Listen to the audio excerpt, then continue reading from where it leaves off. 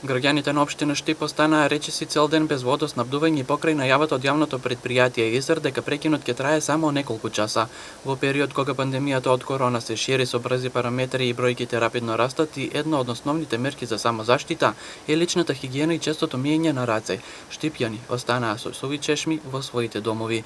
Од редовите на општинскиот комитет на ВМРО ДПМН излегоа со прес на оваа тема, кои се нивните ведувања. Почитувани сограѓани, оваа година ќе ја запаметиме не само по појавата на вирусот COVID-19, туку и по негрижата на јавното предпријатие ИСАР за граѓаните на општина Штип.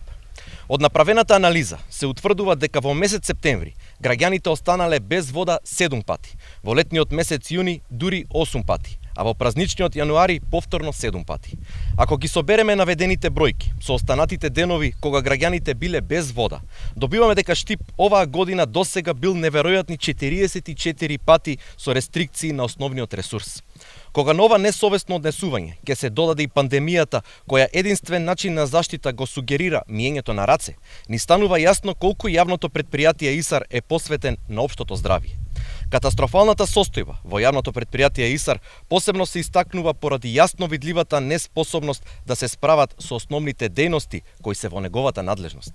Меѓутоа, оставањето на граѓаните без вода за пиење во пикот на пандемијата не само што е страшно и опасно, туку може да придонесе и кое појавување на некоја друга исто така заразна болест. Веднаш после завршувањето на пресот од ВМРО побаравме одговор и став од првиот човек на ИСАР за причината и зошто толку долго траеше прекинот на вода. Сакам да ги информирам граѓаните дека и да ги потсетам дека во овие 3 години ЈП ИСАР доста вложува во водоснабдувањето. Знаете дека во 2018 година се избушени 2 нови бунари и добиваме нови 34 литри во секунда. Филтер станицата се адаптира за добивање на вода од хидросистемот за Летовица, каде што целата инвестиција изнесува 4,5 милиона евра. За сите вие вложувања што ги правиме сега, уназад 10 години не е вложено ништо во водоснабдувањето и затоа некој пат настануваат некои дефекти, како што се дефектите на високонапонскиот кабел, трафостаница. Ево сега се случи прегорување на турбината за озонско филтрирање.